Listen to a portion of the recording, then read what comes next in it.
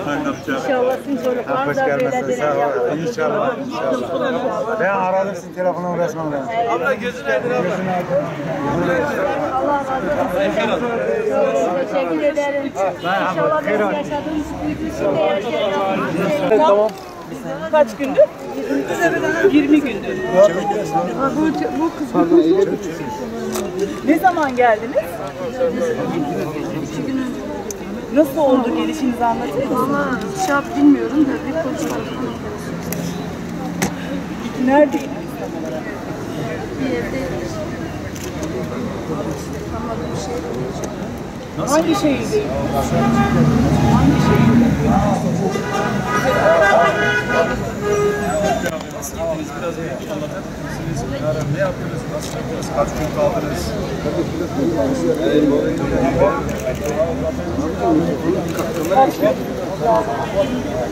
20 gün.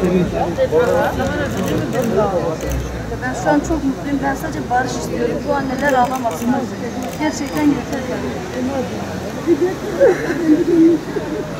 Hepsi oradakiler pişman. Yani ben devletin de onların da elinden geleni yapıp da artık bu anneleri ağlatmasını istemiyorum.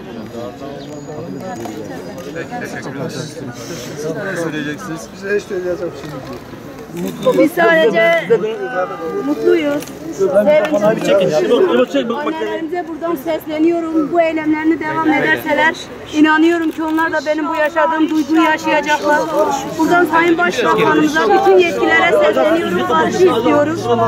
İnanıyorum barışın Türkiye'ye mutluluk, huzurluk getireceğine inanıyorum. Bu anneler artık yeter ağlamasın. İstiyorum ki benim bu yaşadığım sevinci buradaki annelerimiz de yaşasın. İnanıyorum yaşayacaklar da böyle devam ederseler yani çok mutlu olacakım. Benim bu mutluluğumu onlar da yaşayacaklar. Tekrar Başbakanımıza sesleniyorum. Bütün yetkililere sesleniyorum. Demirtaş'a sesleniyorum. Murat Karayılan'a, Abdullah Öcalan'a hepsine sesleniyorum. Barış, huzur Türkiye'ye getirmesini istiyorum. Bütün yani dağdaki kardeşlerimizin barışı beklediğine de inanıyorum. Tekrar Başbakanımıza selamlarımı, saygılarımı gönderiyorum. Eğer barış için büyük bir adım atarsalar bu annelerin yüzü gülecek inanıyorum. Başka bir şey söyleyeyim. İnşallah, inşallah. Teşekkürler, teşekkürler. Kızınızla sarılabilir miyim? Söylemek istemiyorum. Çünkü karşılaştığımızda Diyarbakır Emniyet Müzik Teşkilatı'na teşekkür ederim. Evi girdin ha, devam et.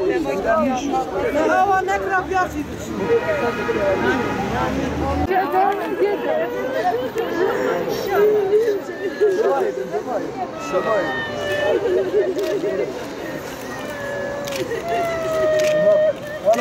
Ne?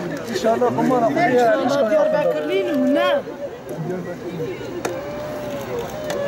Orada.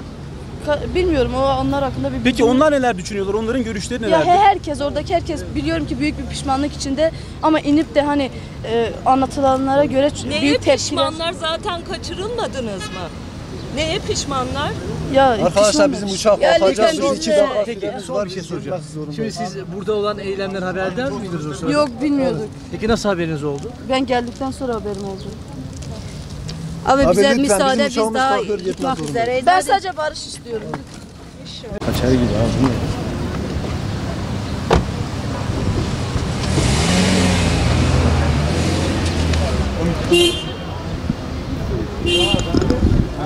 Başka yok mu abi? Böyle ammudu kozunu çevirdik yaşadık kozara konular. Herkes pişman, herkes geri dönmek istiyor. Herkes yardım istiyor. İşte önceki mesajlar önemli diye. Genelde o çocuk da gider. Söylemiş gibi yapılmak istiyorlar. Ve bir gün kendi...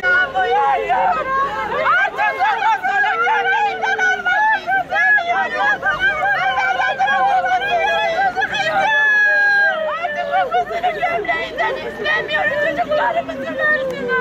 Biz evimizde aileyiz, yüreğimiz yanıyor.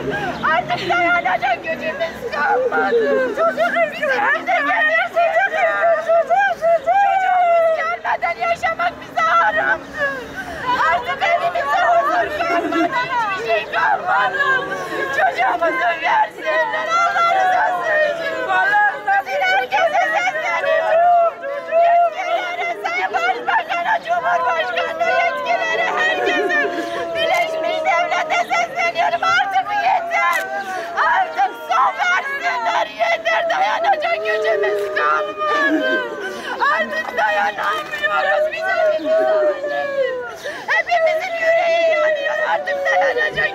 gücümüz kalmadı. Yeter!